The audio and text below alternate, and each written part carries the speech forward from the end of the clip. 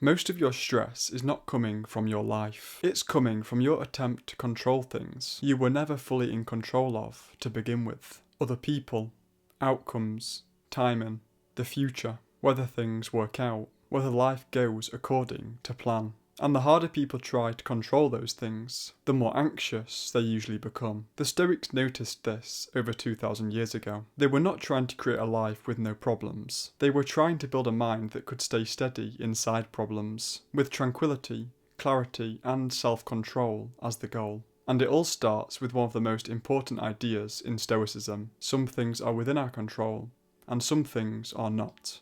Epictetus. By the end of this video, you will understand why so much stress comes from attaching your peace to things you never fully controlled in the first place. And more importantly, you will learn the Stoic system for separating what deserves your energy from what is slowly draining it. This is based off some principles in the book A Guide to the Good Life by William B. Irvine. Link to the book is in the description. Why stress actually happens. A lot of people think stress comes from having too much to do, but most of the time, stress comes from something deeper than that. It comes from trying to force life to behave the way you want it to. You want the job interview to go perfectly. You want the text back. You want the conversation not to be awkward. You want the relationship to go the way you hoped. You want the project to be approved. You want the plan to work out exactly when and how you imagined. And when it does not, your mind treats that as a problem with reality, when really it is often a problem with expectations. This is why stress feels so exhausting. You are not only dealing with the situation itself, you are also fighting the fact that the situation is not doing what you asked it to do.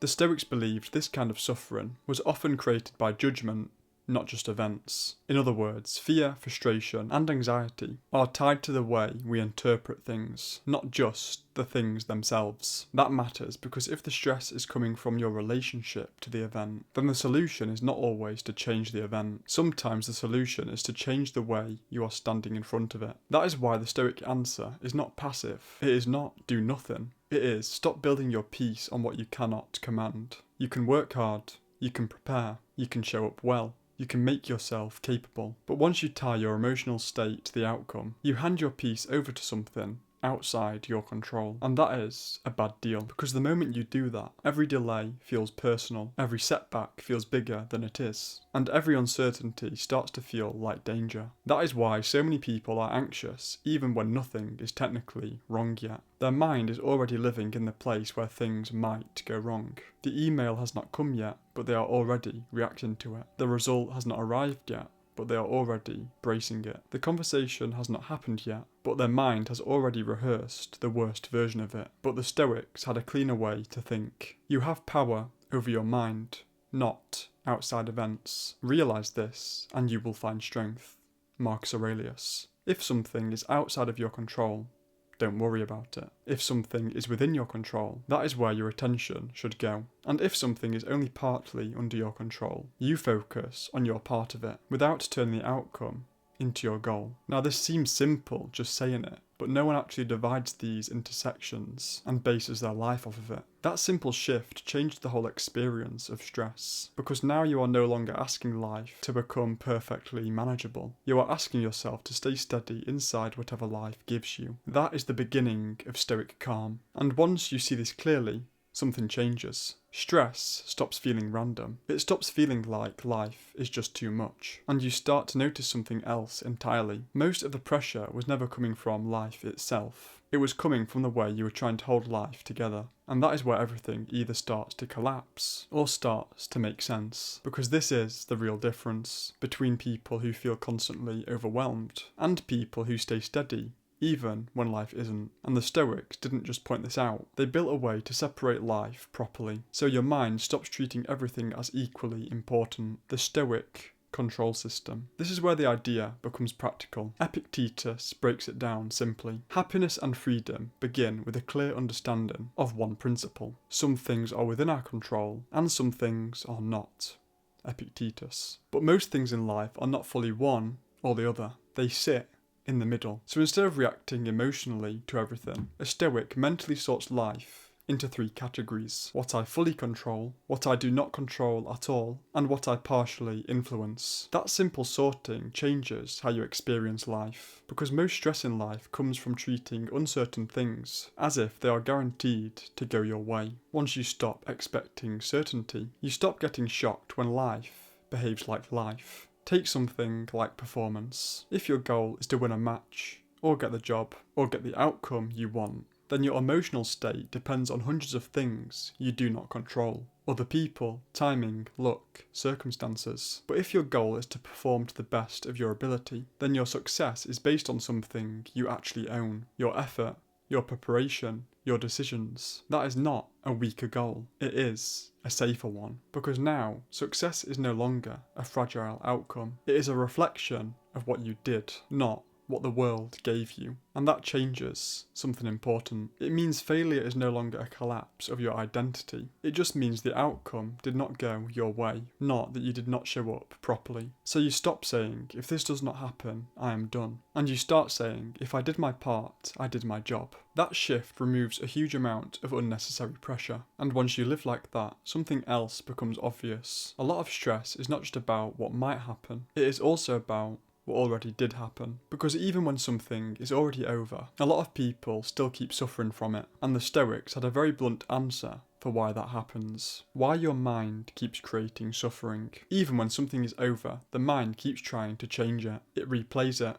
It rethinks it. It wishes it went differently, as if thinking about it enough could somehow undo it. But the Stoics are very clear about this. The past is fixed. It is no longer something you can influence. So the only real question is whether you are going to keep paying for it mentally. That is where Stoic fatalism comes in. Not in the sense of giving up, but in the sense of accepting what is already locked in. If something happened, it happened. If something was lost, it was lost. If something ended, it ended. And every moment you spend resisting that reality is extra suffering layered on top of the event itself. That does not mean you ignore it. It does not mean you pretend it did not matter. It just means you stop trying to reopen something that is already closed. But Stoics didn't stop there, because a huge amount of anxiety doesn't come from the past. It comes from the future. The mind takes something uncertain, projects it forward, and then reacts as if it is already happening. So you start suffering before anything has even occurred. And often, what you were afraid of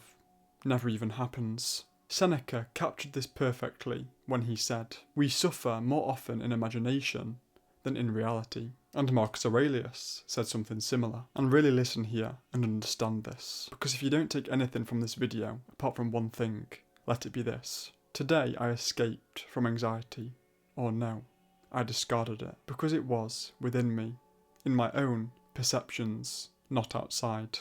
And that is the real issue. Not reality itself, but the mind living inside imagined versions of reality. So Stoicism pulls you back to something very simple. What is real right now? Not what might have happened, not what could happen, not what you are rehearsing in your head, but what is actually in front of you. Because peace does not come from controlling every outcome. It comes from refusing to mentally live in places you cannot act in. And once you do that consistently, stress starts to lose its grip on you. So here is the Stoic answer in simple form. If something is fully within you, focus on it. If something is fully outside your control, stop building your peace on it. If something is only partly under your influence, do your part, without demanding certainty from it. That is why Stoicism works. Not because life becomes easy, but because your mind becomes less fragile inside it. And that is the real shift. You are not stressed because life is hard. You are stressed because you keep trying to control what was never fully yours to control. That is where peace gets lost, but it is also where peace can be found again. This is what Cleanthes was pointing at when he said, "Do not seek to have events happen as you want them to, but instead want them to happen as they do happen, and your life will go well." And it's also what Zeno meant when he said, "Freedom is the only worthy goal in life." It is won by disregarding things that lie beyond our control. Because real freedom is not getting life to obey you. It is stopping life from controlling your mind. So maybe the simplest way to hold all of this is, you are only ever dealing with two things. What you can control and everything you can't. And once you see that clearly, the pressure doesn't disappear. You just stop carrying it. So I hope this helps some people. It really helped me once I developed this mindset. It completely changed my life, and it might just do the same for you. Comment below if you understand this and how you are going to implement it. And if you don't fully understand it yet, let me know. I'll try my best to explain it. If you learned something new, please like and subscribe to keep learning. If you know anyone that's interested in this kind of content, please share this to them, as it really helps me out. If you want to watch any of my other videos in this series or the next videos out, then the playlist will be on screen now. Thank you for watching and see you in the next one, and remember, stay positive even when it seems everything is against you.